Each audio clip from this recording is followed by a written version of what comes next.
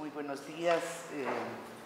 Quisiera darles la bienvenida, agradecerles por su presencia y creo que para todos es conocido que en el mes de octubre hay una gran convocatoria mundial en el país alrededor del tema urbano.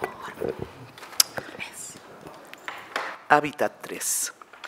En ese marco se han suscitado todos un conjunto de propuestas, ya están en nuestro conocimiento el primer documento, se pretende en ese evento gestar una nueva agenda urbana y en ese marco Flaxo ha creído oportuno convocar a un conjunto de investigadores, actores sociales, ONGs, universidades que están comprometidas con el tema y nos está proponiendo realizar un Hábitat 3 alternativo, un conjunto de foros, de seminarios, de charlas, que va a ser un espacio paralelo, pero que confiamos que salga de ahí una serie de inquietudes que de pronto en la agenda oficial no estén. Dentro de este marco, creo que el Fernando se ha propuesto abrir este espacio y invitarnos a un conjunto de debates previos que comienzan hoy día. Y que comienzan hoy día con una pregunta tremendamente sugestiva. ¿La ciudad sujeto o objeto del Hábitat 3? Provoca un conjunto de inquietudes, de reflexiones, y yo solo recuerdo cuando estaba más o menos pensando sobre esto de mis clases de gramática elemental. Sujeto, la persona o cosa de quien se habla en la oración, pero tratándose de la Flaxo, desde la perspectiva filosófica, epistemológica, la relación objeto-sujeto es más compleja. Y dicen los entendidos que el sujeto es aquel que conoce, el que percibe una realidad, la procesa y la expresa, mientras que el objeto es ese espacio que pretende ser conocido. Esta relación sujeto-objeto nos llevaría a un gran debate, pero yo me atrevería simplemente a decir algo desde mi ejercicio ciudadano. La ciudad somos todas y todos.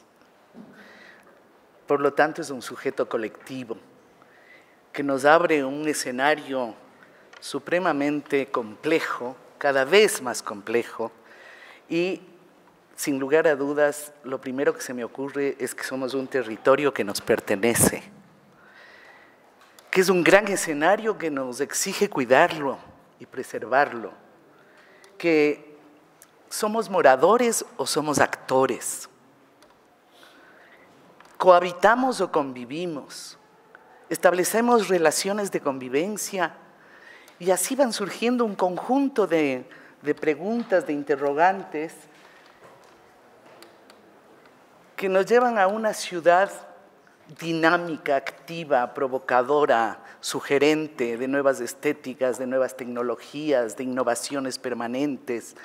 Todo esto va a estar sobre el tapete porque me parece que hay en los derechos de la ciudad, Harvey habla de un desafío bien interesante, que es en la medida en que nosotros cambiemos, cambia la ciudad.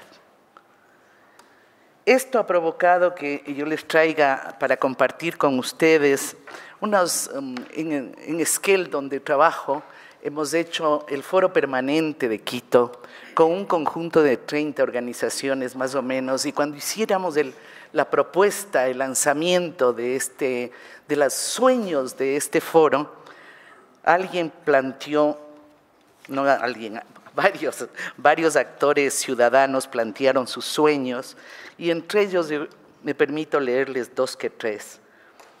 Soñamos con una ciudad de paz, mano a mano con la gente, para la gente, los animales y la naturaleza, que nos volvemos una gran casa de puertas, ventanas y brazos abiertos, donde nuevamente seamos vecinos y el tejido social tan disuelto en nuestros días vuelva a ser chocoto y carrizo de nuestra vida cotidiana. Otra ciudadana decía: sueño con que crezcamos sostenida y sustentablemente, sin rascacielos que nos inunden, ni conjuntos que nos encierren, lejos de la tierra y lejos de los otros, que los nuevos hogares quiteños no sean más producto de la especulación y el negociado inmobiliario.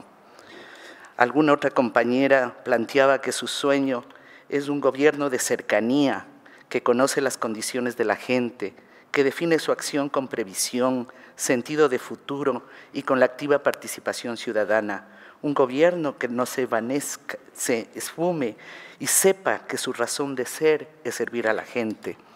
Y así les podría dejar algunos cuantos sueños, pero vamos a aterrizar con 3 intervenciones que me honran profundamente presentarlas. La primera, vamos a escuchar a Julio Echeverría, politólogo. Brevemente nos cambiamos, a leer su currículum. Creo que todos lo conocemos, pero en fin, Universidad de Trento, Italia, ejerció la docencia en distintas universidades y centros académicos, Universidad Andina, Universidad Católica, la Flaxo, la UDLA, ha sido investigador en el Instituto Ítalo-Germánico y profesor visitante de la Universidad de Trento, múltiples publicaciones, investigaciones, y hoy es director del Instituto de la Ciudad del Distrito Metropolitano. Tenemos a Fernando Carrión, arquitecto de la Universidad Central del Ecuador, maestro en Desarrollo Urbano Regional por el Colegio de México, doctorado en Ciencias en la UBA, Argentina. Se ha desempeñado como director del Centro de Investigaciones Ciudad, director de Planificación del municipio de Quito, coordinador general de la Red Ciudades para América Latina, director de Flaxo, concejal del Distrito Metropolitano, entre otros cargos. Áreas de especialización: planificación, descentralización, desarrollo urbano, políticas urbanas, desarrollo local, centros históricos, vivienda, seguridad ciudadana, sociología del fútbol. En la actualidad se desempeña como académico del Departamento de Estudios Políticos de la Flaxo, Ecuador, presidente de la Organización Latinoamericana y del Caribe de Centros Históricos. Recientemente obtuvo el Premio Nacional de Ensayo Agustín Cueva, ha publicado más de 1000 editoriales periodísticos, 220 artículos académicos, 35 libros. Fue reconocido como uno de los 50 intelectuales más influyentes de Iberoamérica. Y por último, vamos a tener la presencia de Paco Moncayo Gallegos, general, además de sus estudios militares realizados en el país, Brasil y Estados Unidos. Obtuvo su licenciatura en el 83 y su doctorado en Ciencias Internacionales en el 85, en la especialidad de Economía e Integración.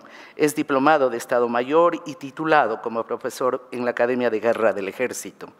Ha desempeñado los más altos cargos de las Fuerzas Armadas y en el campo administrativo fue director del Centro de Reconversión Económica del Austro, CREA, y en 2 ocasiones alcalde metropolitano de Quito. En tal condición fue copresidente de la Organización Mundial de Ciudades y Gobiernos Locales Unidos por 2 periodos, copresidente de la Organización de Naciones Unidas para el Asesoramiento de los Gobiernos Locales, presidente del Centro Iberoamericano de Planificación Estratégica. Fue diputado nacional, asambleísta por la provincia de Pichincha, docente universitario, miembro correspondiente de la Academia Nacional de Historia y miembro de número de la Academia Nacional de Historia Militar. Ha escrito varios libros y publicaciones. Con ustedes, nuestros panelistas. Por favor, Julio.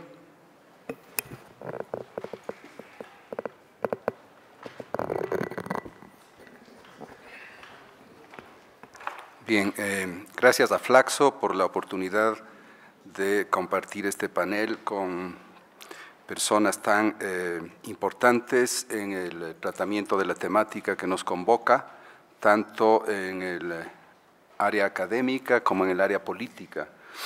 Es para mí realmente un honor y seguro que vamos todos a aprender, y yo, primero de ellos, de sus enseñanzas, de sus ideas en este panel. Quisiera en esta exposición introducir un enfoque conceptual institucional para comprender la situación e importancia del evento Hábitat 3 que se realizará próximamente en Quito. Para ese efecto, mi exposición la organizaré en 3 puntos. El primero, cómo llegamos a Quito en términos de temas y problemáticas de la agenda urbana.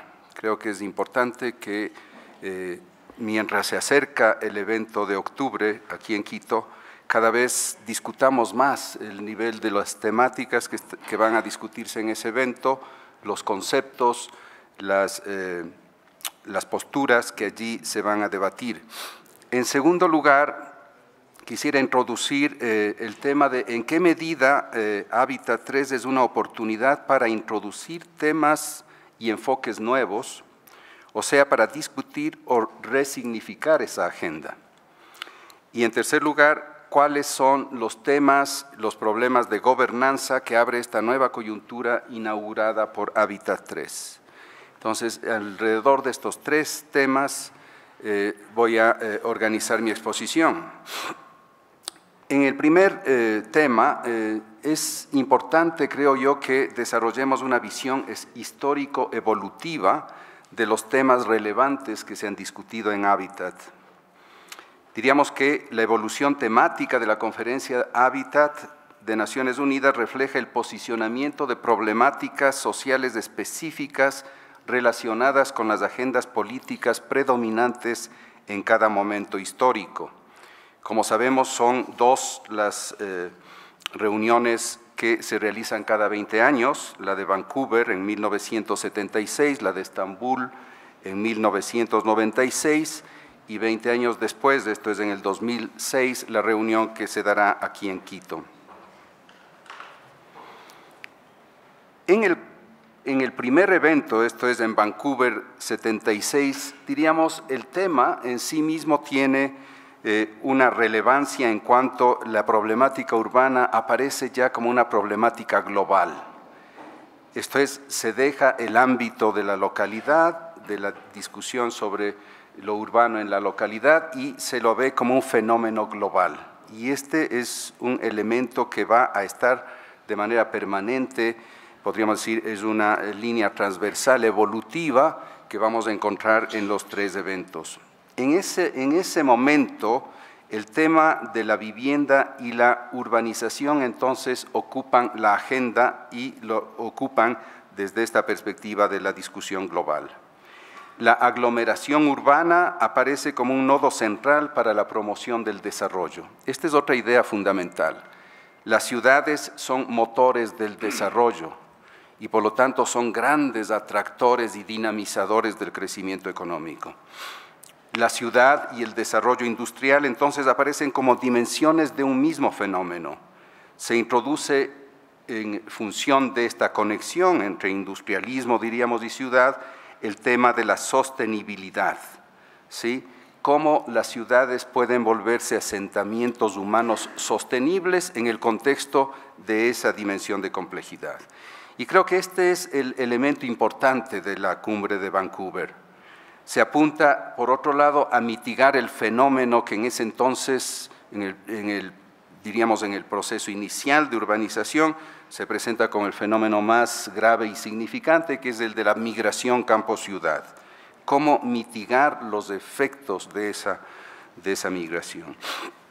En términos institucionales, diríamos, la temática tiene un asentamiento, una condición institucional incipiente, podríamos decir.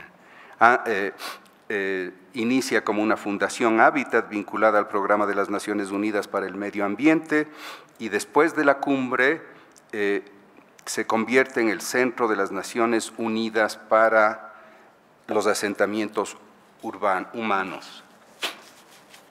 Podríamos decir entonces que la agenda se centra en comprender las ciudades como instancias implicadas en el desarrollo económico. los servicios y la vivienda se convierten en los objetos con los cuales se puede acompañar el desarrollo urbano y este pasa a ser un capítulo importante del desarrollo nacional. Entonces tenemos industrialismo, urbanización, desarrollo concebido como dentro pues de lo que se llamaría la economía nacional. La aglomeración urbana aparece como el motor del crecimiento y del desarrollo económico.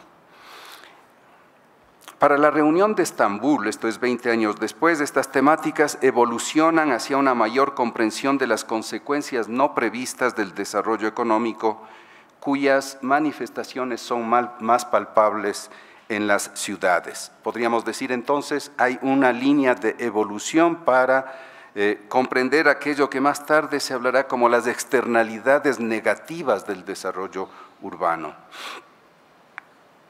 Externalidades negativas que son la precarización habitacional, la ilegalidad de los asentamientos, la degradación de la vida urbana en las periferias y en las villas miseria. El objetivo para esa cumbre, la de Estambul, podría resumirse en la consigna vivienda adecuada para todos, esto es enfrentar la pobreza y urbanizar las áreas precarias que acompañan al desarrollo económico. Esto es, aparece entonces esta temática que ahora está tan consolidada, que es la de la inclusión y en ese entonces la legalización de villas miseria, de suburbios degradados, etcétera. La gestión adecuada de los asentamientos humanos constituye un requisito previo para el logro de los objetivos generales del desarrollo sostenible. Aparece entonces el problema de la gobernanza o el problema del gobierno de las ciudades. Emergen las ciudades entonces como nodos importantes de gobierno y aparece la necesidad del fortalecimiento del rol de las autoridades locales.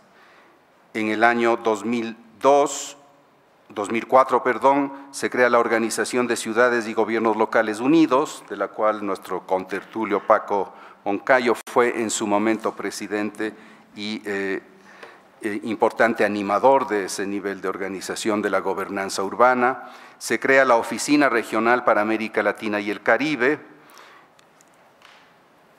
y se crea también en el 2002 el Programa de Naciones Unidas para Asentamientos Humanos. Podríamos decir entonces que estamos frente a una maduración institucional que acompaña la temática de identificación ya de las externalidades negativas con más claridad de las externalidades negativas del desarrollo urbano.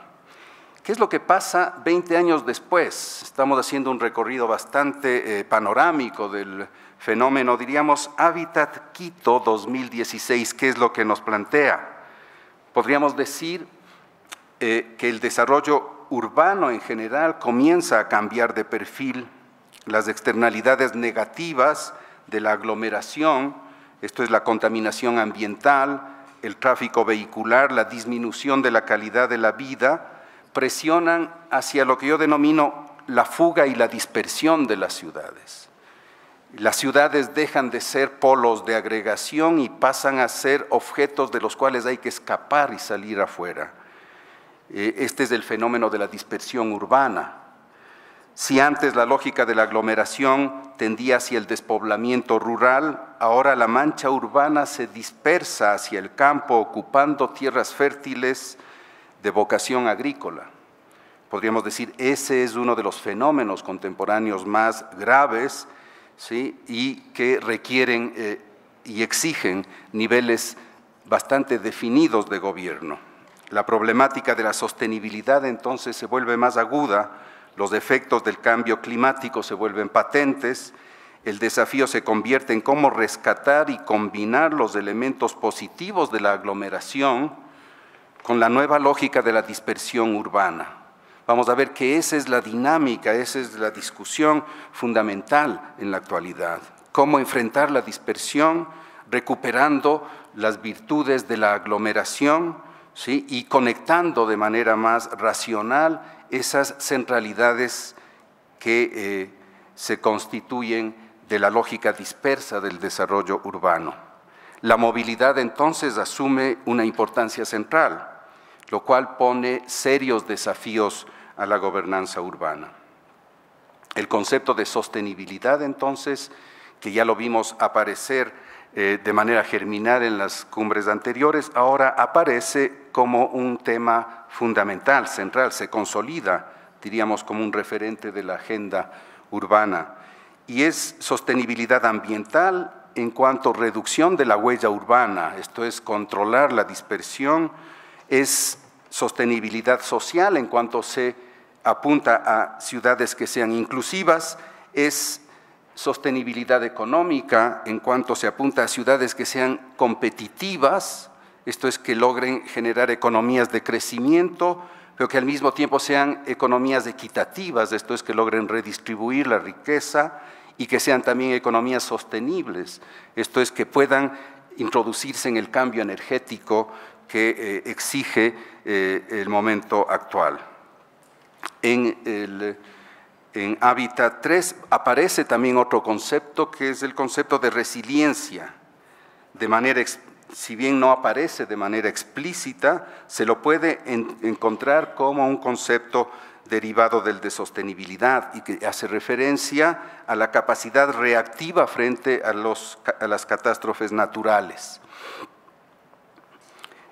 Un dato importante a resaltar y que está entrando últimamente en la discusión es la coincidencia que se da en el 2016 en que la Agenda Urbana de Quito es aprobada o va a ser aprobada en manera casi conjunta con la aprobación de los Objetivos de Desarrollo Sostenible, esto es los ODS, lo que puede hacer de esa agenda un instrumento más pragmático, ¿sí? Porque los objetivos de desarrollo sostenible identifican ya indicadores, esto es, permiten construir metas para lograr la sostenibilidad que se declara. Esto es, la Agenda de Quito puede, gracias a esta conexión, volverse menos retórica y más pragmática. Esto es, pueden de ahí derivar indicaciones de política mucho más precisas. En el segundo punto que quería tratar está el tema de cuáles son los enfoques y los temas que podrían ser planteados para la agenda urbana. Diríamos que la realización de Hábitat 3 debe ser vista o es vista como una oportunidad para resignificar la agenda global o para traducir sus alcances en las realidades locales específicas. En el caso de Quito, esa traducción se da por la adopción de estos dos conceptos centrales que animan la agenda. Esto es el concepto de sostenibilidad y el concepto de resiliencia. Ambos conceptos aparecen adecuados para enfrentar la complejidad del actual desarrollo urbano de la ciudad, a condición de que operemos sobre esos conceptos una lectura crítica o una orientación crítica. La pregunta entonces que debemos hacernos es: ¿cuál es la carga semántica y la fuerza vinculante de esos conceptos? ¿En qué medida esos conceptos pueden dejar la retórica y pasar a convertirse en elementos o instrumentos efectivos para la concreción de políticas de intervenciones y de acciones? ¿Cuál es la carga semántica entonces y cuál es la fuerza vinculante de estos conceptos? En las formulaciones del borrador de declaración que está ya en circulación, esta dimensión no llega a precisar las distintas determinaciones que podría tener la adopción de estos conceptos como ejes que estructuran la agenda urbana. En general, podríamos decir que su construcción corre el riesgo de quedar en la tradición de la formulación retórica sin derivar a una clara definición pragmática, si bien, como ya indicamos, la vinculación de estos conceptos con la formulación de los ODS es una posibilidad que le dota de una cierta factibilidad. Los conceptos de sostenibilidad y resiliencia son congruentes con el paso de la ciudad hacia la nueva configuración a la cual hemos hecho referencia del desarrollo disperso, del desarrollo urbano disperso, con el actual desarreglo de las lógicas del desarrollo que se desprenden de las actuales dimensiones de la crisis, por la que están atravesando economías, por la que están atravesando ciudades y que se expresan en distintas direcciones, tanto en la deslegitimación de las instituciones de los estados nacionales, en la deslegitimación de su principio de representación, así como por la inconsistencia de las instituciones supranacionales que deberían completar a los estados nacionales en el marco del actual proceso de integración global. ¿Cómo estos conceptos, entonces, pueden ser recuperados, apropiados, resignificados por las ciudades y en general por las sociedades civiles, por los ciudadanos, reconociéndolos a estos, a los gobiernos locales, a las sociedades civiles, como los principales actores del desarrollo urbano? Consideramos entonces que es necesario entonces recuperar o desarrollar, si es que esto no está presente, la dimensión proactiva de estos conceptos, o sea, su dimensión estratégica. En la formulación oficial estos aparecen como dispositivos dispuestos para enfrentar los fenómenos o los efectos de los fenómenos más que las causas o las determinaciones de esos fenómenos. Los efectos del cambio climático, las condiciones de exclusión social y económica, el deterioro ambiental y social generado por la depredación de los recursos naturales, la contaminación, etcétera. Es una agenda entonces dispuesta para enfrentar los efectos, pero no discute suficientemente cuáles son las determinaciones causales de esos efectos. Y creo que es allí donde es importante que actores que no están vinculados desde la perspectiva oficial de la construcción de la agenda puedan identificar con claridad cuáles son esas dimensiones causales de estos fenómenos críticos.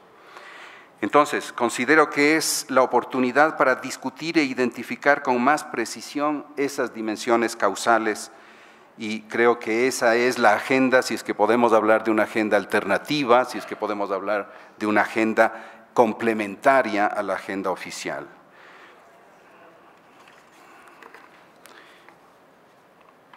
Creo que para lograr ese objetivo es necesario enfocar con más precisión el enfrentamiento de tres niveles de crisis que caracterizan a la situación actual. Por un lado, la crisis ambiental, como diríamos, utilización en extremis de combustibles fósiles, como exacerbación del extractivismo, como explotación de la renta de la naturaleza.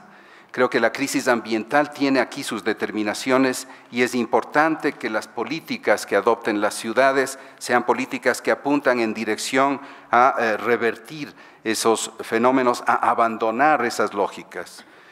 Las crisis económicas son extremadamente insidiosas en alterar las lógicas urbanas.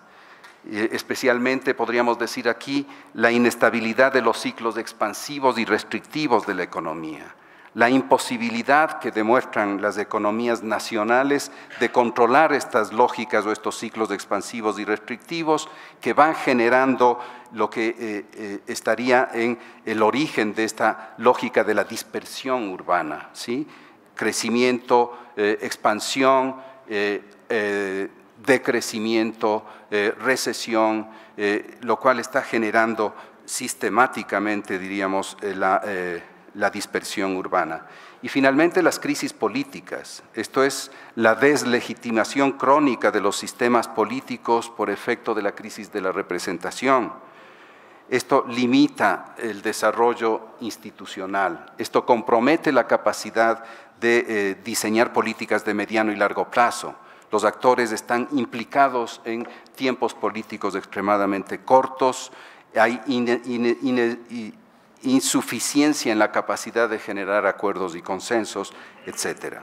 Entonces, estos tres niveles de crisis, la crisis ambiental, la crisis económica, la crisis política, son los elementos sobre los cuales la ciudad debe intervenir para lograr efectivamente que la declaración de ciudad sostenible sea realmente una posibilidad efectiva.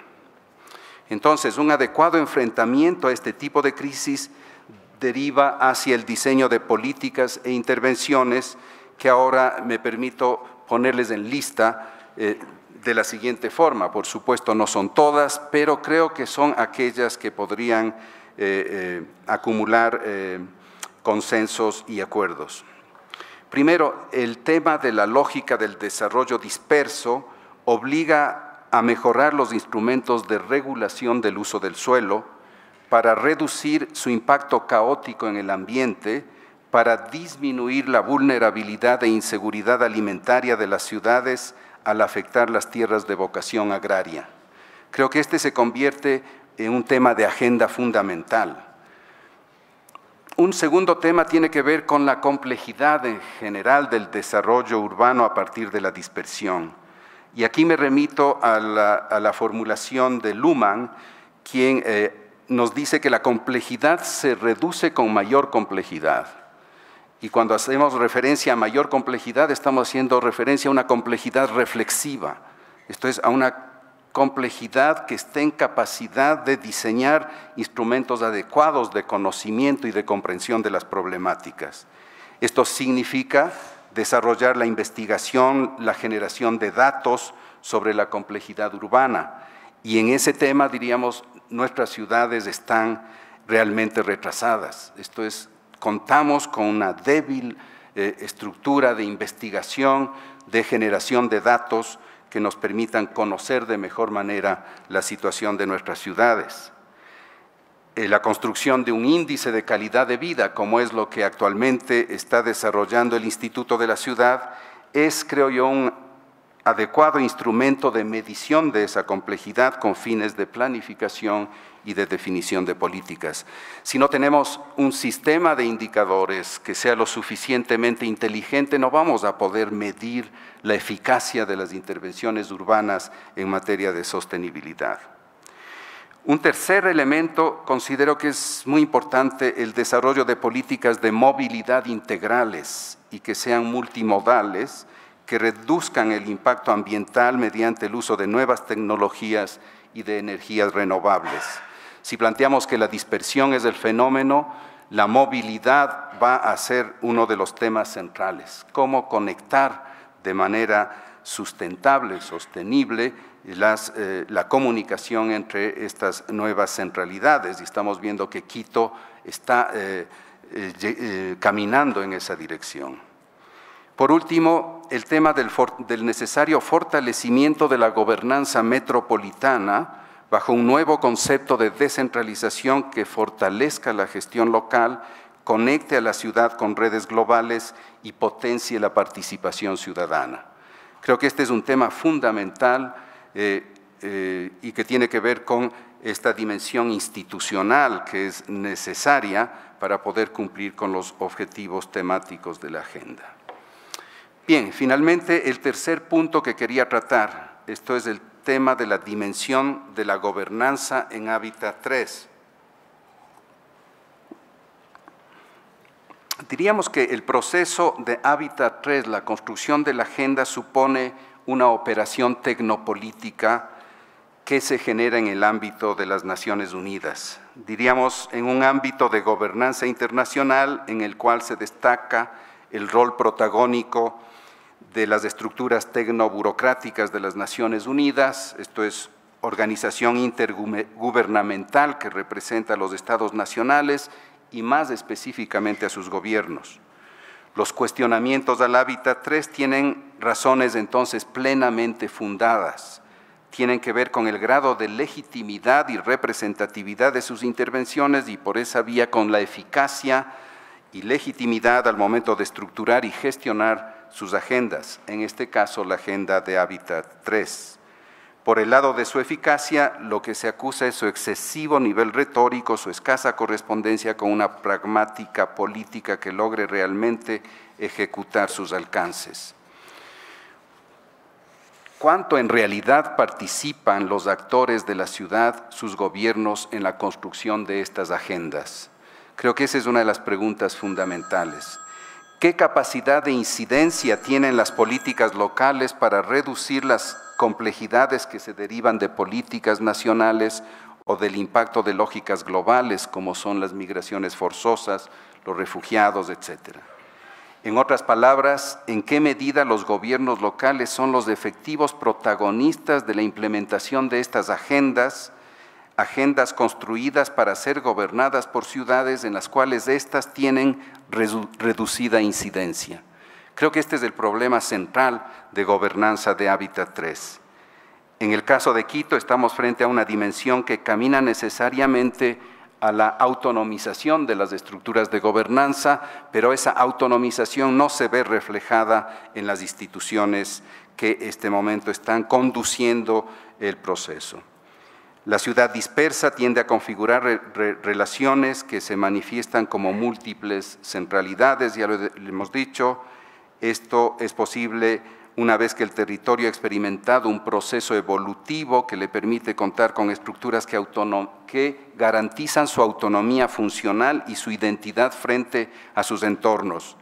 El sistema territorial del Distrito Metropolitano de Quito cuenta con ese patrimonio sistémico, con una experiencia social e histórica acumulada y viva en su arquitectura física e institucional, en su misma condición medioambiental, etcétera.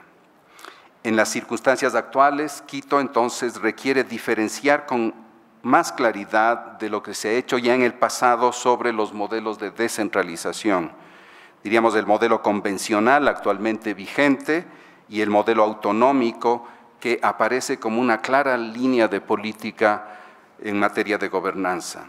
La vía convencional o tradicional que genera unidades subnacionales por división según una malla territorial que diferencia provincias, cantones y parroquias, y de manera distinta la vía autonómica, que no responde a esta división jerárquica, sino que plantea la conformación de unidades en función del desarrollo, evolución y naturaleza del sistema territorial local.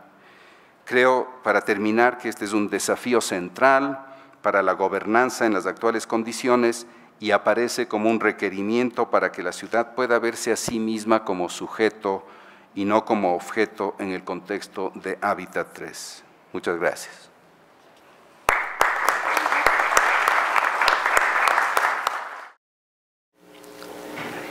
El CGLU está comprometido con los temas que ustedes ven en la pantalla: democracia y autonomía local, los principios de descentralización democrática y subsidiariedad, de lo que hemos hablado tanto y muchas veces con muy poco eco, gobiernos locales participativos, centrados en el ciudadano, altos niveles éticos de los servicios públicos, eficacia, eficiencia, transparencia. Y créanme, todo esto es mucho más fácil, es mucho más realizable en los gobiernos locales. Cuando hablamos de participación ciudadana, nosotros aquí en Quito hemos realizado lo que es participación ciudadana, presupuestos participativos que nacen en los barrios, presupuestos con enfoque de género. Hagan eso a nivel nacional y lo que resulta es una función de participación ciudadana del Estado para designar a las autoridades que el gobierno central quiera que sean las que ejerzan superintendencias, órganos de control en definitiva.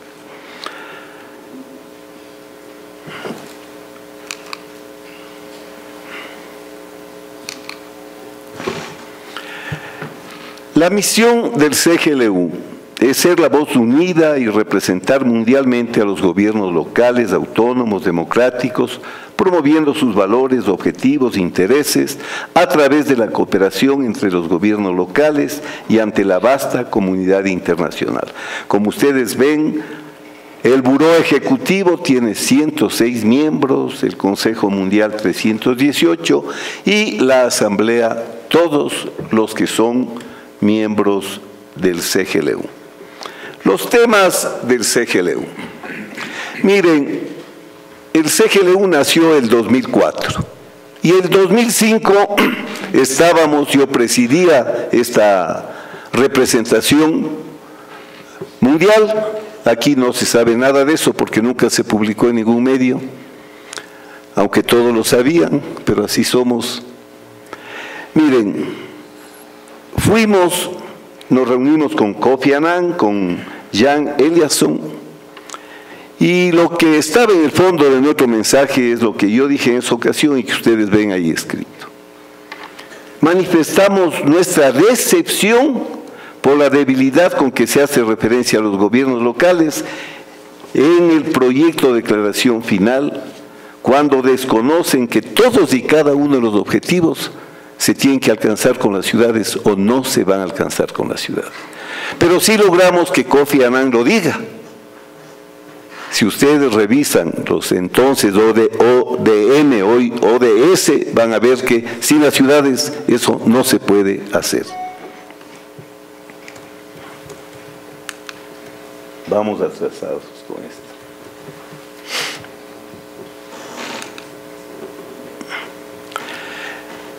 Hicimos una campaña a nivel global, a nivel del mundo, para todas las ciudades, y firmamos un compromiso todas las ciudades y le enviamos a las Naciones Unidas, que en resumen decían esto: reafirmar el apoyo de los gobiernos locales a la consecución del desarrollo de los objetivos del milenio, sin un cambio radical en las formas de financiar a los gobiernos locales, el mundo enfrentará crisis sociales y ecológicas de gran magnitud. Planteábamos entonces que al menos el 20% del total de la inversión pública en desarrollo debería ser destinado a los gobiernos locales. Eso está otra vez puesto, ya van a ver, en los temas que va a tratar el CGLU en esta ocasión de Hábitat 3. El otro tema central de la actividad que realizamos y sigue realizando el CGLU es el tema del cambio climático. Estos son los grandes temas que tienen que volverse a tratar ahora. ¿Y cuál es la participación de los gobiernos? Del mismo modo. ¿No son acaso las ciudades las que más a la atmósfera los gases de efecto invernadero? ¿No son las ciudades las que más generan la polución en los desechos líquidos, en los desechos sólidos? Si no se toma en cuenta las ciudades en temas como estos, es muy difícil que se tenga éxito al momento de evaluar los logros que se puedan alcanzar, y las agendas van a seguir quedando en letra muerta. Miren, ahora que está el mundo conturbado por la violencia, el CGLU participó y logró ahí, en ese cuadro que ustedes ven, sentar a alcaldes palestinos con alcaldes judíos, porque las ciudades no se hacen las guerras, porque las ciudades no hablan de geopolítica en el sentido de conflictividad y de confrontación. La diplomacia de ciudades, que es realmente una frase repudiada por los gobiernos nacionales. ¿Cómo pueden hacer diplomacia las ciudades? Es un tema de soberanía nacional. Pues acuérdense ustedes cuánto avanzó este proyecto de el diálogo de culturas, que nació precisamente en Barcelona y que nació también con el que ahora está al frente de Hábitat. Y vinculado con el tema del cambio climático, este es un tema que también los ecuatorianos deberíamos haber reaccionado. La primera línea de defensa frente a los riesgos son las alcaldías. Ustedes han visto en estos graves problemas de Manabí, de Esmeraldas, actuando a los alcaldes. Han visto más bien ministros yendo a ser coordinador, porque claro, no hay ningún sentido en la forma como respondemos a los riesgos. Esto es algo que debería pensarse. Y lo mismo, miren, desde que se declaró el diseño para la gestión de riesgos, se ha insistido en la necesidad de que se enfoque a los gobiernos locales la respuesta. Aquí tenemos urbanistas, arquitectos, y saben lo que puede pasar en una ciudad si es que no es adecuadamente gestionada en la prevención, que es lo más importante. Ban Ki-moon, el 2009, cuando se habló de establecer una alianza de gobiernos locales, esto va atrasado. Decía, hago un llamado a la necesidad de que los líderes mundiales aborden el cambio climático y reduzcan el riesgo de los desastres, y para que los líderes mundiales incluyan a los alcaldes y a los dirigentes comunitarios. Si no hay sociedad civil, si no hay gobierno local, el riesgo en el que están las personas es grande. ¿Cómo se ha manejado esta crisis última? Debería llamarnos a repensar estos temas. Ahora sí hablemos de cuál es la posición de ahora del CGLU. Han desarrollado una serie de actividades muy importantes. Me parece interesantísima esta Listen to Cities del 12 de mayo, campaña para solicitar a la comunidad internacional que se escuche a la ciudad. Vamos a tener a habitar y hay que hacer una campaña para que se escuche a las ciudades y a los territorios en la definición de la nueva agenda urbana que será adoptada en Habitat. Se llevó ya a cabo también el Buró Ejecutivo del 25 al 27 de mayo para acordar los temas, ya los vamos a ver, que plantea el CGLU para esta agenda. Se hizo audiencias Habitat 3 de Nueva York para escuchar a los representantes de los gobiernos locales y se va a volver a tratar del 12 al 15 de octubre en Bogotá estos asuntos para llegar a Habitat 3 con ideas absolutamente claras y posiciones de la misma naturaleza. ¿Cuáles son las principales recomendaciones de los gobiernos locales y regionales hacia Habitat 3? Primero, esto está desarrollado, ustedes pueden entrar a la red y pueden ver el desarrollo de estas ideas. Primero, el contexto. ¿Dónde se encuentran las ciudades? Si son o no las ciudades los gobiernos más cercanos a la gente.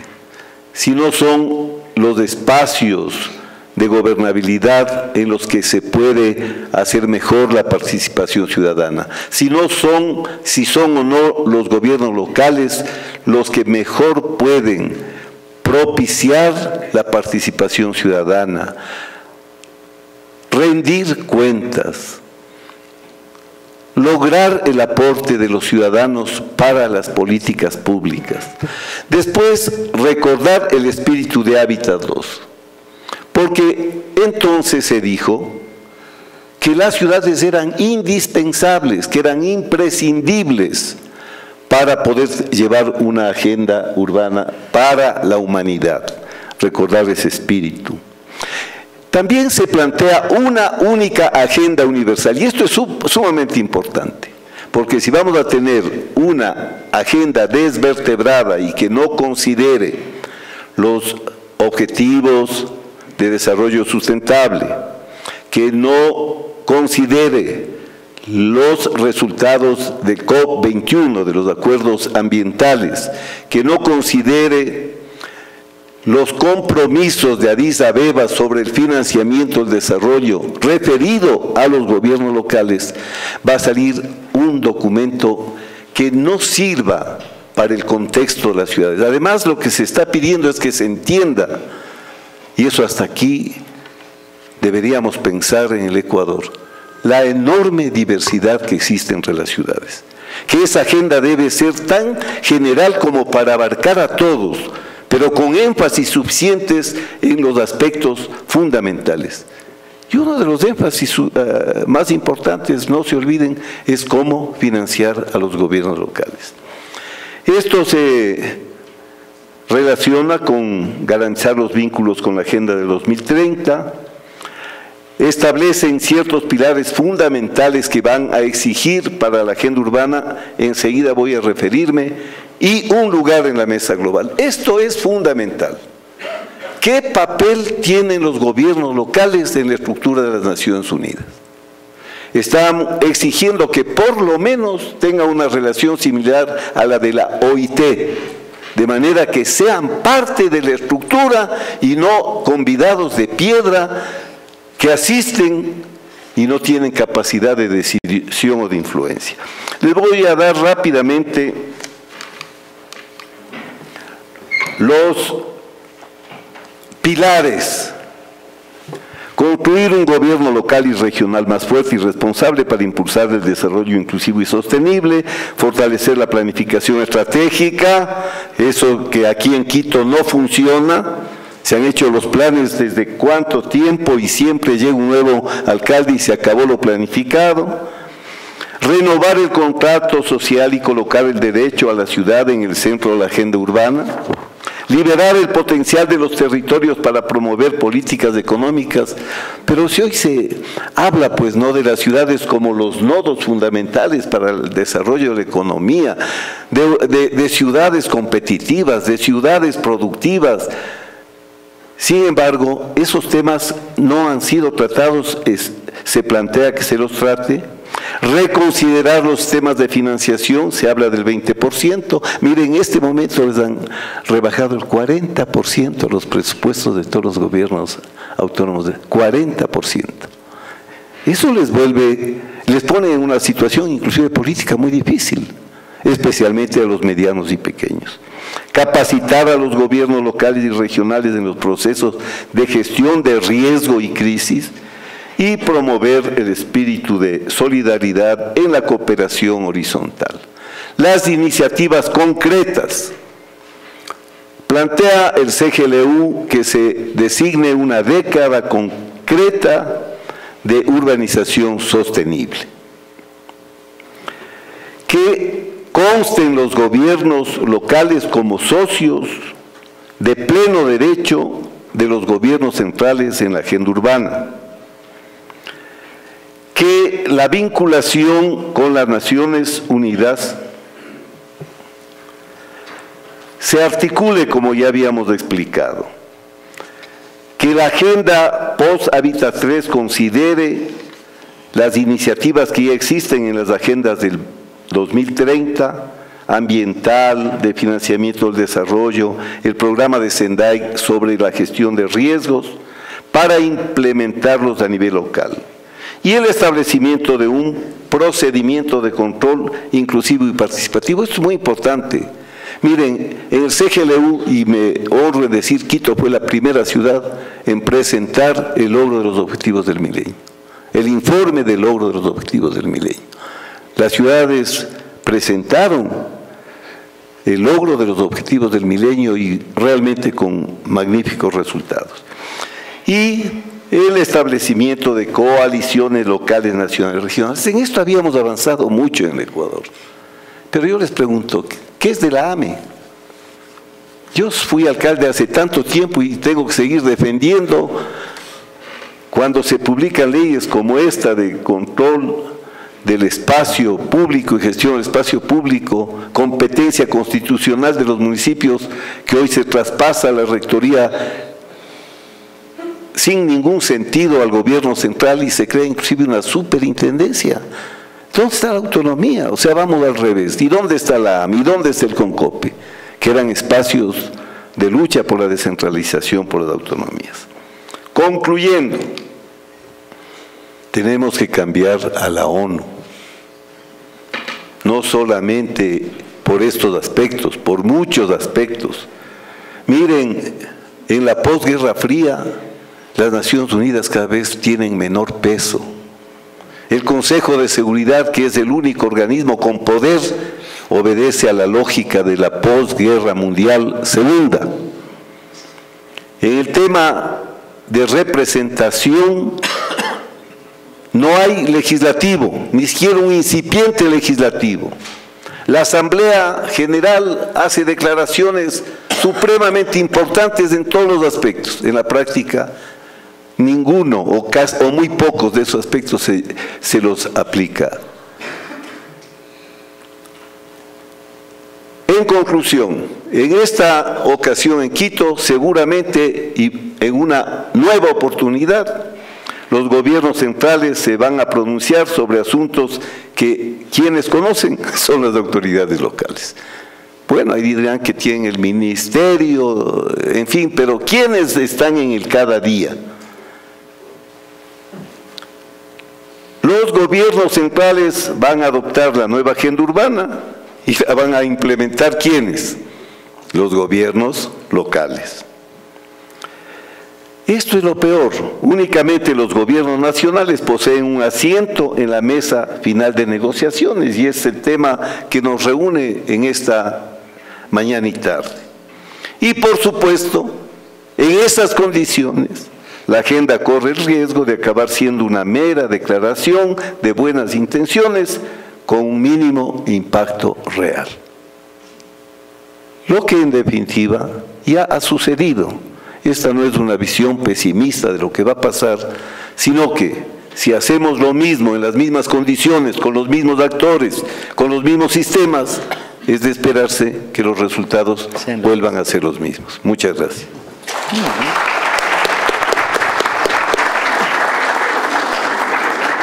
Le pedimos a Fernando Carrión que nos ayude con su participación. Muchísimas gracias, Dolores. Un saludo cordial a todas y a todos.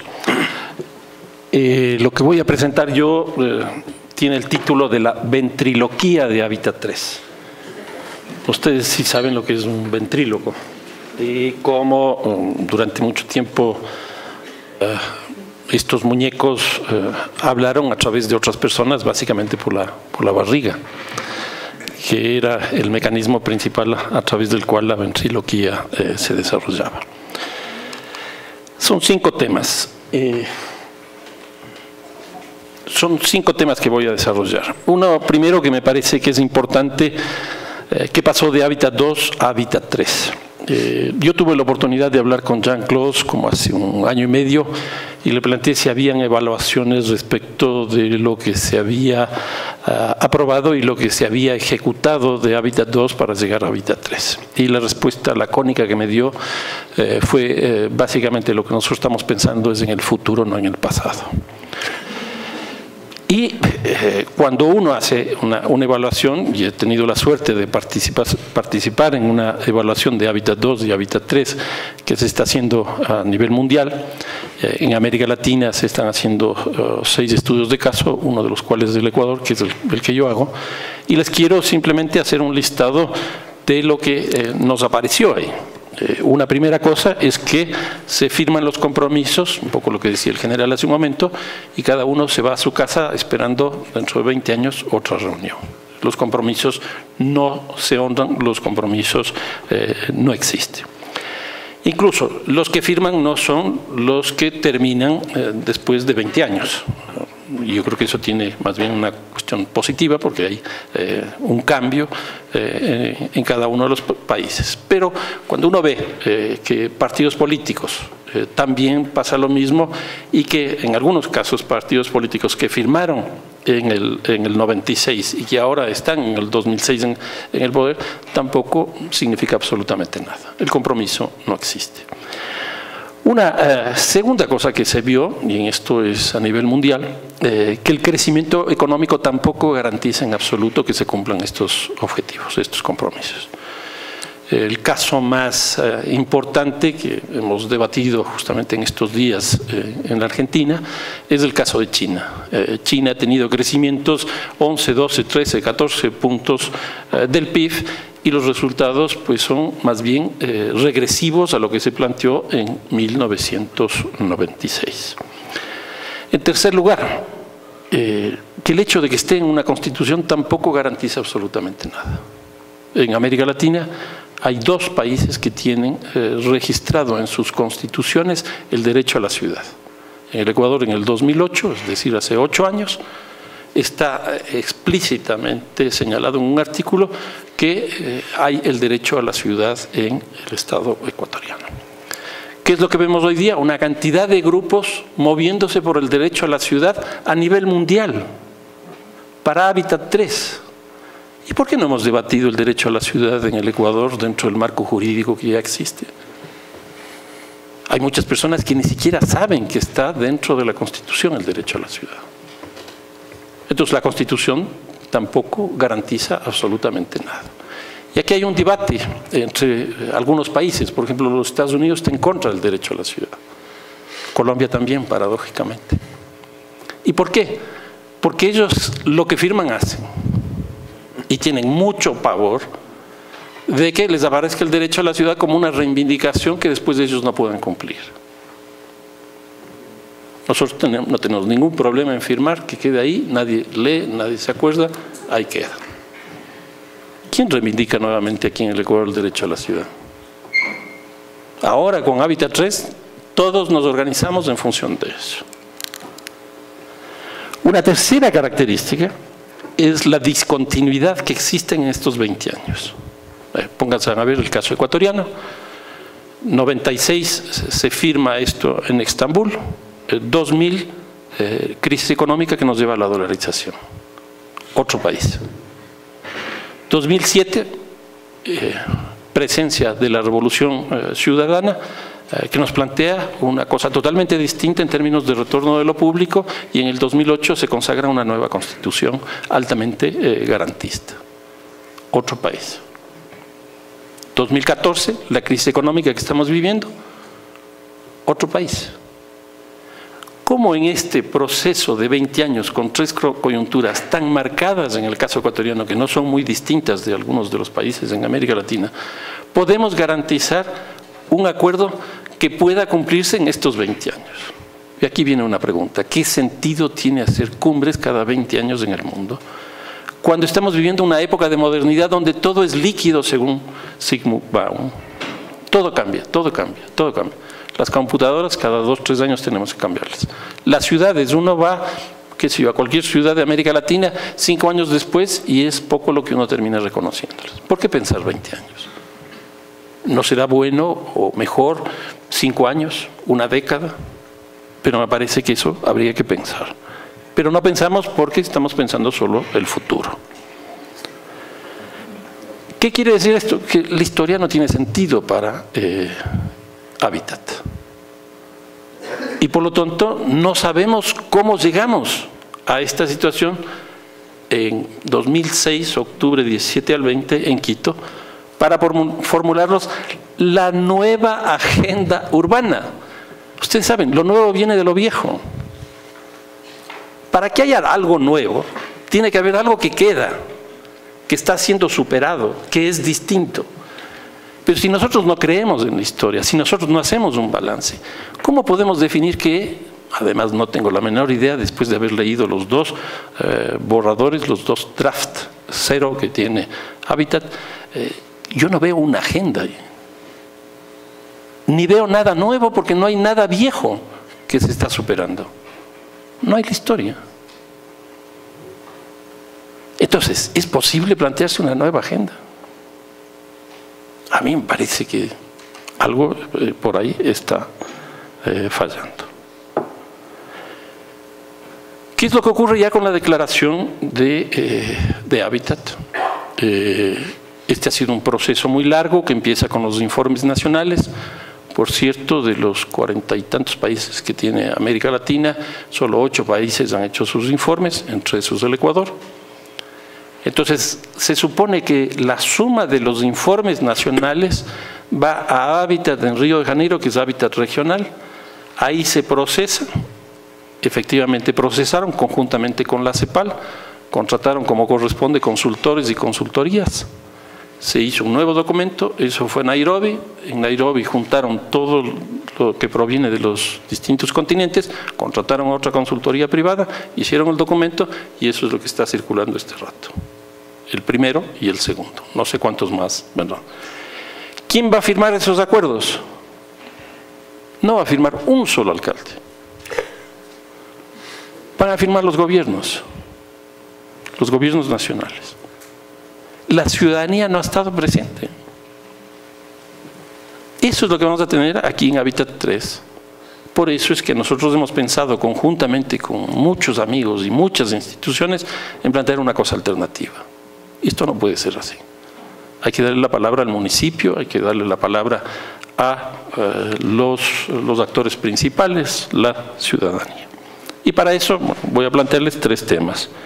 Un objeto sin sujeto, que sería el caso de la ciudad.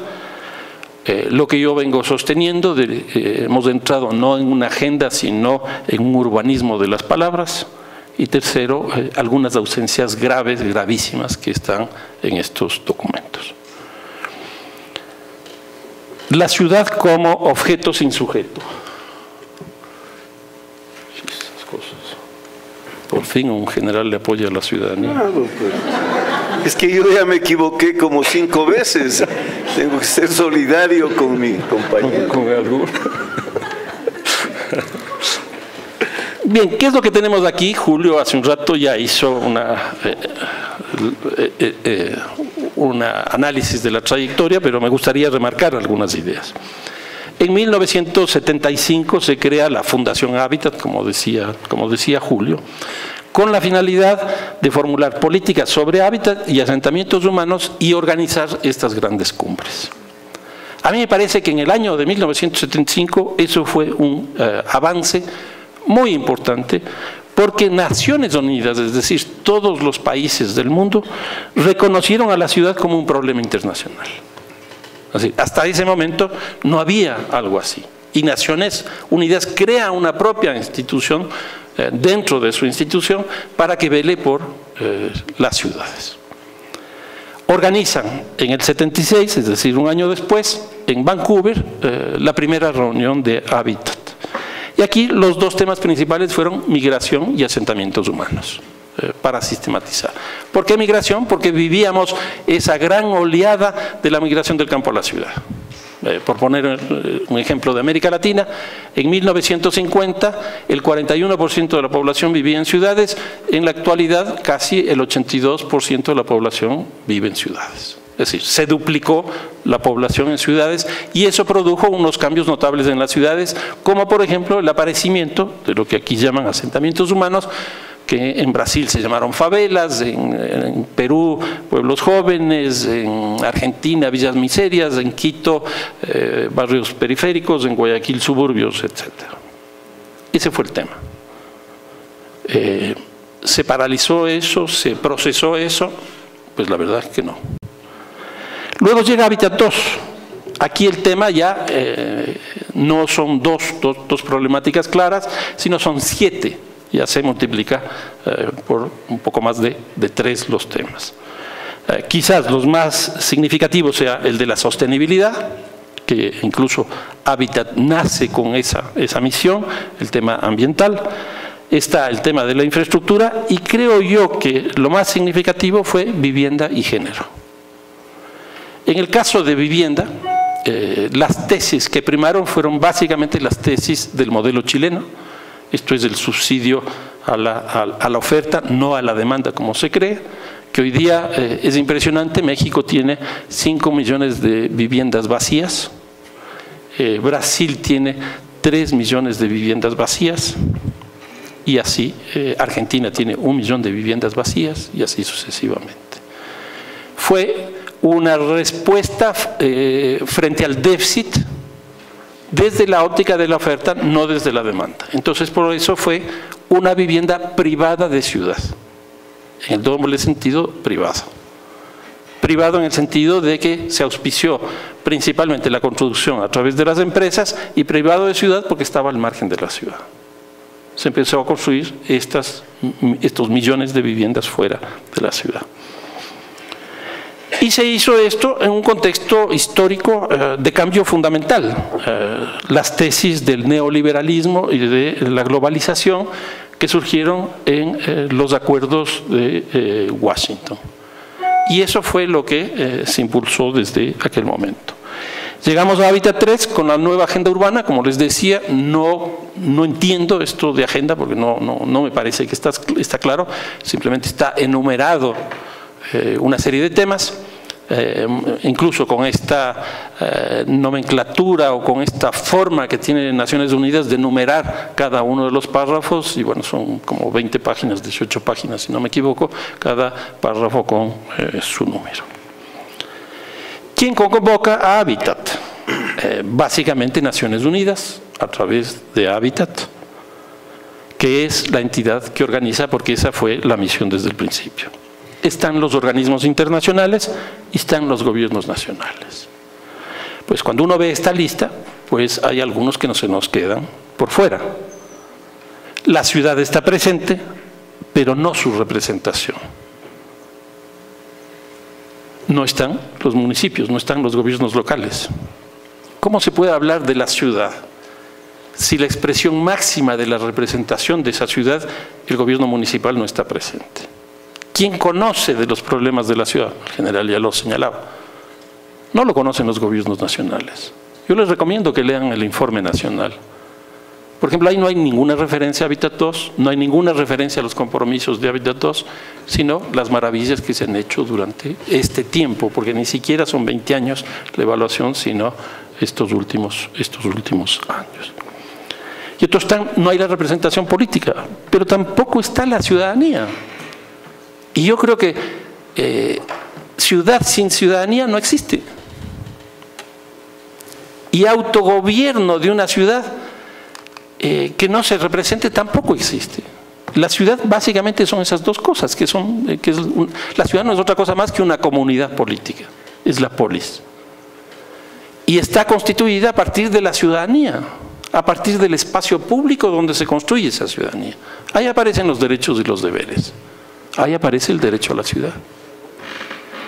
Si no está el autogobierno, si no está el gobierno local, si no está la ciudadanía, lo que ocurre es que existe el ventriloquismo. Para hablar en quiteño, alguien nos da hablando. Nosotros no, la ciudadanía no, los municipios no. Y el rato de firmar los documentos tienen solo voz, y no todos, pero no tienen voto. En otras palabras, ese es un compromiso de gobiernos nacionales respecto de lo que pueden pasar en las ciudades. La ciudad no se ha comprometido para nada, de tal manera que queda exenta de toda responsabilidad. De igual manera que el gobierno, pero al menos sin haber firmado. ¿Qué es lo que ha pasado en este último tiempo en los gobiernos locales en América Latina? He tenido la oportunidad de hacer una investigación justamente sobre eso. Para que ustedes vean, en 1985, solo 7 países de América Latina elegían autoridades locales. Y por autoridades locales me refiero a concejales y alcaldes. Desde el año 2000, toda América Latina elige autoridades y alcaldes y concejales. Eso es un proceso de un cambio que nosotros no nos damos cuenta de la magnitud que tiene, porque de alguna manera nosotros siempre hemos elegido estas dos dignidades. Pero en Colombia, en Perú, en Bolivia, Venezuela, México, es una cosa absolutamente nueva. ¿Qué significa eso? Que en América Latina el poder local es algo absolutamente nuevo. Nosotros damos por sentado que el poder local existe desde siempre, y no es así. El poder local en América Latina tiene entre 15 y 20 años, es decir, nada. Un poder local que prácticamente se constituye en este último tiempo, justamente entre Hábitat 2 y Hábitat 3. Y Hábitat, la Fundación Hábitat y Naciones Unidas no reconoce este proceso. Y lo paradójico, Hábitat impulsa la descentralización para fortalecer los municipios.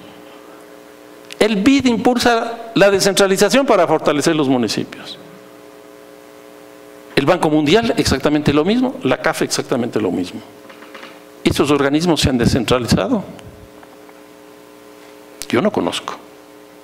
De hecho, yo tengo una reunión hoy en la tarde con el representante del BID y le voy a decir exactamente esto porque me parece que es inaudito. O sea, nos dictan a nosotros las normas que ni siquiera ellos están absolutamente convencidos, por eso es lo que no producen esos cambios. Los municipios de aquella época para acá tienen más competencias, como dice, por ejemplo, Diego Lordelo de Melo en Brasil. Los municipios hoy día en América Latina pueden hacer absolutamente todo sin estar obligados a hacer absolutamente nada. Y es así. Empleo, trabajo, medio ambiente, educación, salud, todo pueden hacer. Cosa que no era antes posible. Y en segundo lugar, tienen muchísimo más recursos. Para que ustedes vean, en el año 96, hace 20 años, los gobiernos locales, llámese municipios y consejos provinciales, tenían un poco más del 4% del presupuesto general del Estado. Hoy día eso está en 5 y 6 veces más. O sea, tienen mucho más recursos, tienen mucho más competencias, son más democráticos y representan el poder local. Han generado nuevos liderazgos. La cantidad de mujeres que han llegado a las concejalías, a las alcaldías. Los pueblos y nacionalidades indígenas en una cantidad de municipios, consejos provinciales. Y cuando digo esto no me refiero solo al caso ecuatoriano, sino en general en América Latina. Los jóvenes, los ambientalistas. En otras palabras, creo yo que el municipio hoy día es totalmente distinto en el caso ecuatoriano de lo que era antes, y ni se diga en los que no elegían a las autoridades. El poder local en el Ecuador y en América Latina hoy existe, pero es muy joven. Por otro lado, ¿qué es lo que tenemos hoy día desde el 96 para acá? Tenemos que la ciudad concentra prácticamente toda la economía mundial. Prácticamente concentra toda la sociedad mundial. Y también las mayores expresiones culturales. Por eso es que Saskia Sassen, que le estamos invitando justamente que venga a Hábitat 3 Alternativo, ella sostiene que hoy día en el mundo hay 3 actores fundamentales que no se los puede dejar a un lado. El Estado en descomposición, en una debilidad muy fuerte, el mercado que ha ido teniendo un peso cada vez mayor y las ciudades. Hoy día las ciudades tienen protagonismo mundial. No solo el caso de CGLU que nos comentaba el general. Las redes de ciudades que existen sobre distintos temas a nivel mundial es impresionante. Y ahí están representadas. ¿Qué de eso se incorpora en Hábitat 3? Muy poco. Muy poco. Incluso yo diría, la tecnología, o lo que hoy día se llama la tecnopolítica, no ha considerado siquiera Hábitat 3. Qué sé yo, chats, debatir tal cosa, debatir la otra, recibir recomendaciones, los colectivos que hoy día se multiplican en todas nuestras ciudades, las redes sociales que existen, nada de eso está presente, nada de eso existe. Entonces, lo que está pasando, en otras palabras, es que Hábitat no reconoce esta realidad y creo yo, sin duda, que la siguiente, dentro de 20 años, que ojalá sea menos para poder estar, que lo organice el CGLU. Claro, pero tiene que organizar el CGLU. Claro. O lo que corresponda en los 20 años, porque además el nombre sí no me gusta, pero es así. Ese es el organismo de las ciudades y de los gobiernos locales, por eso es lo que tiene ese nombre. Entonces ellos tendrían que organizar y llamarle a la cooperación internacional, llamarle a las Naciones Unidas. Veamos algunas cosas del contenido, el urbanismo de las palabras. En la primera cumbre mundial, la del 76 en Vancouver, ahí penetró con una fuerza increíble y ninguno de los académicos, incluso de aquella época, discutieron estos conceptos. El concepto de hábitat y el concepto de asentamientos humanos. Estos dos conceptos hace 40 años puede que haya sido interesante su incorporación, a pesar de que el concepto de ciudad ya existía y el concepto de barrio ya existía. Pero estos conceptos son una especie de importación de las ciencias naturales, porque desde el principio Hábitat, una de sus misiones fue justamente la sustentabilidad, o bueno, en esa época no se hablaba en esos términos, pero el tema de la relación con la naturaleza y la sociedad. Desapareció el concepto de ciudad. Hábitat nos expropió el concepto de ciudad. ¿Qué es lo que tenemos hoy día? Ciudad segura, y van a escuchar a todos, ¿no?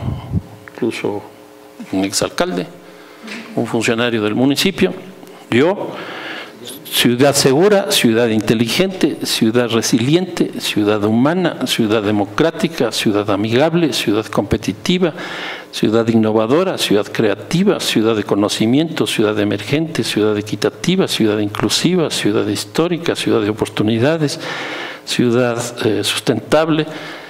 Tengo 48 de estas ciudades. ¿Qué significa con esto? Que hemos fracturado a la ciudad. Cuando la cumbre de Hábitat 2 en Estocolmo fue básicamente una cumbre de la vivienda, que ahí se hizo un giro bien interesante que ahora se está haciendo también con esto de que se planteó en esa época el derecho a la vivienda y lo que se hizo fue vivienda para todos. Si ustedes leen muy bien el documento del draft 0, ahí van a ver que es exactamente lo mismo, ciudad para todos, no derecho a la ciudad. Ese tipo de giros tienen que ir viendo dentro del documento. Pero en el fondo lo que hemos hecho es destruir el concepto de ciudad. O sea, asentamiento humano no es otra cosa más que un botadero donde llegan las personas, se constituyen en ilegales, en informales, que no están dentro de la ciudad. Yo creo que tenemos que entrar también en un debate de los conceptos a través de los cuales se formulan las políticas públicas, las políticas urbanas. No podemos considerar a esos habitantes como habitantes de segunda o que están en un asentamiento humano. Y David Harvey está planteando que no puede ser que el concepto se destroce de la manera, el concepto de ciudad se destroce de la manera que se está destrozando. Él no plantea en estos términos, sino en otros, y yo lo que he hecho es sumarme a esa situación. Y ustedes van a ver todos estos conceptos en todos los documentos. Una segunda cuestión, las ausencias que tiene el draft 0. Es increíble. No hay una referencia al mercado. Se da por hecho, me imagino. Pero no hay referencia al mercado. Y no hay referencia a la política. ¿No les parece terriblemente extraño? No hay capitales que invierten. No hay la financiarización que hoy día está tomando un peso brutal en las ciudades. No están los partidos políticos. No están los movimientos sociales, no están las redes sociales, no están las comunidades, no hay sociedad. ¿Son omisiones o son puntos de partida respecto de políticas sobre la ciudad? Claro, ¿cómo van a poder hablar de partidos políticos, de movimientos sociales, de redes cuando no están invitadas? Si ni el capital está invitado, entre paréntesis. Entre comillas y entre paréntesis. Por ejemplo, el caso de la ciudad inteligente. Yo he estado trabajando esto un poco y lo que me di cuenta es que la ciudad inteligente es una reivindicación de IBM. Claro. De la IBM. La ciudad resiliente, he visto también que en algunos análisis de género, aquí está Lizy, ojalá no diga alguna barbaridad, pero en general las mujeres han asumido el concepto de resiliente, es decir, si ya les pegaron una vez, sean más fuertes y reciban en la otra mejilla. Y exactamente lo mismo pasa con las ciudades. Pero miren el concepto de resiliente cómo opera hoy día con el Brexit en Gran Bretaña. Yo creo que hay una rebelión de los territorios en Gran Bretaña, impresionante. Escocia y algunas otras, Irlanda, están pidiendo otro plebiscito porque no están de acuerdo en salirse de la Unión Europea. En la relación campo-ciudad, el campo quiere irse y la ciudad quiere quedarse. Y en tercer lugar, Londres quiere quedarse. Londres, para que ustedes vean, probablemente saben, está administrado por un mayor, un alcalde musulmán. Y él está a la cabeza impulsando la necesidad de que se quede dentro de la Unión Europea. Si la resiliencia solo ha sido asumida desde la perspectiva ambiental, es decir, hoy día es fantástico para tener ciudades resilientes en la costa ecuatoriana, en Manabí y Esmeraldas, en los términos que decía hace un momento el general, pues, ¿qué va a pasar con lo del Cotopaxi? Yo estuve hace 10 días en la Tacunga, realmente eso es preocupante. O sea, el capital que hay ahí, capital humano, capital físico, lo que se puede perder y ya no es un tema. En Ecuador ya no existe eso. Entonces lo que tenemos que hacer es preparar ciudades resilientes desde el gobierno nacional. No sé cómo vayan a hacer eso. Deberían ser los alcaldes, como ya se ha dicho. Entonces, ¿qué es lo que ocurre en el caso de América Latina? Si la economía, si el mercado no está presente, si lo público, la política no está presente, no se va a entender nunca lo que está pasando este rato en América Latina, donde el eje principal de su desarrollo urbano es una contradicción entre la ciudad neoliberal y este proceso de democratización que han vivido los gobiernos locales, que reivindican una presencia mayor de la ciudadanía y no del capital. Miren el debate que se ha producido aquí muy cerca en la Plaza Argentina. Bueno, yo recuerdo, el general también tuvo un proyecto de ese tipo, pero se sensibilizó frente a las demandas de la sociedad. Hoy día no. ¿Por qué? Son 131 millones de dólares que se están invirtiendo ahí.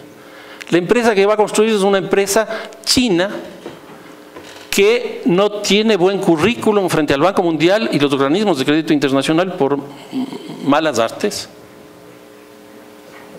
Y es la misma empresa que compró el Hotel Quito a $620 el metro cuadrado de terreno. 620 dólares del metro cuadrado en el Hotel Quito. Puede hacer lo que quiera. O sea, no puede ser. Miren una cosa adicional que no se ha dicho tampoco en el debate de la plaza esta. El proyecto que empezó y terminó la administración de Moncayo construyó el túnel Guayasamín. Ese proyecto costó en su época 2002. 2003. 2003. Bueno, 2003 costó exactamente igual que este famoso viaducto, intercambiador, etcétera. Si uno le pone eso a precios de hoy día, esos son 160, 170 millones de dólares. Más que estamos añadiendo, 130 más. ¿Qué es lo que tenemos? Tenemos 300 millones de dólares invertidos en un punto de la ciudad, cuando en muchas partes de la ciudad no hay inversión en agua potable, alcantarillado, energía eléctrica, transporte, No hay una visión de ciudad. Si se hace como creo que se debe hacer, no es el TV cable, sino el cable aéreo, de Tumbaco a Quito, y si se suma lo que se está invirtiendo en la Granados, que el uno costó 8,5 millones, 9 millones, y el que están construyendo ahora que vale 15 millones de dólares. Lo que significa la suma de todo eso es que la gente de Cumbayá y Tumbaco, para venir a Quito, ha mejorado va a mejorar su fluidez, básicamente a una inversión de 500 millones de dólares. Mi hermano vive ahí, así que supongo que él se beneficiará. Yo no, pero creo que uno tiene que tener una visión mínima de lo que es la ciudad. Yo creo que es muy importante eso. ¿Qué se está invirtiendo en el vínculo entre Los Chillos y Quito? Y yo creo que lo que ocurre es que Quito, bueno, ya me estoy saliendo, que Quito está reproduciendo la segregación urbana que tiene en la parte central, norte, centro y sur, está reproduciendo abajo. Claro. Exactamente igual. Y entonces, ¿para qué voy a invertir en Los Chillos? Si eso significaría igual invertir en el sur acá, ¿no? Pero bueno, me escapo. Entonces, ¿qué es lo que quiero decir? Que hay una contradicción. La contradicción principal de la urbanización hoy día en América Latina es esto de la ciudad neoliberal, la privatización de los servicios, la gentrificación, bueno, toda esa cosa. Y por otro lado, las demandas de la población. Porque hoy día tiene canales institucionales para eso. Y ahí hay una contradicción. Eso no reconoce Hábitat, porque no reconoce que existe el mercado y porque no reconoce que hay la política. Y termino. Yo creo que los municipios deben asumir directamente la organización de la cumbre, de la nueva cumbre de ciudades. Ya digo, el caso de CGLU. Y ahora con lo que hemos escuchado en la exposición, pues me reafirmo todavía más. Creo que la cooperación internacional tiene que revisar sus políticas. A mí me da la impresión que de esta cumbre, los únicos comprometidos sin firmar el draft 0, que ya llegará a ser en algún momento el documento oficial, los únicos que van a salir comprometidos son las organizaciones de cooperación internacional. Y en otras palabras, las ciudades van a quedar mucho más distantes de lo que ya estuvieron hasta ahora, porque hasta ahora básicamente dependían de los gobiernos nacionales y ahora van a depender de la cooperación internacional. Entonces dependerá lo que nos diga el Banco Mundial, qué es lo que tenemos que hacer, Hábitat lo que tenemos que hacer y así sucesivamente. Y quiero terminar contándoles que en esta evaluación que hemos hecho, prácticamente casi a nivel mundial, y por cierto, si les interesa, el lunes 18 vamos a tener una conferencia virtual donde la persona que coordinó esta investigación nos va a contar todo esto que yo le estoy diciendo, pues prácticamente sin números, pero esta persona sí con números. Y de la evaluación que se saca de Hábitat 2 a Hábitat 3, lo más interesante es el tema de género. Y fue una discusión interesante que tuvimos, porque no fueron los compromisos de los estados los que llevaron a que el desarrollo de las propuestas de las mujeres se lleven a cabo, sino fueron básica y exclusivamente las reivindicaciones de las organizaciones de mujeres. ¿Qué nos quiere decir esto? Que detrás de cada uno de los temas de la agenda tiene que haber actores sociales. Si nosotros queremos que las mujeres, las posiciones de género, el feminismo, etcétera, avance, tiene que haber actores sociales, mujeres. Si nosotros queremos que detrás de las políticas de vivienda, pues caminemos, tiene que haber movimientos de pobladores. En otras palabras, si no tenemos municipios y no tenemos ciudadanía, creo que Hábitat 3 va a ser una de las reuniones más. Muchísimas gracias.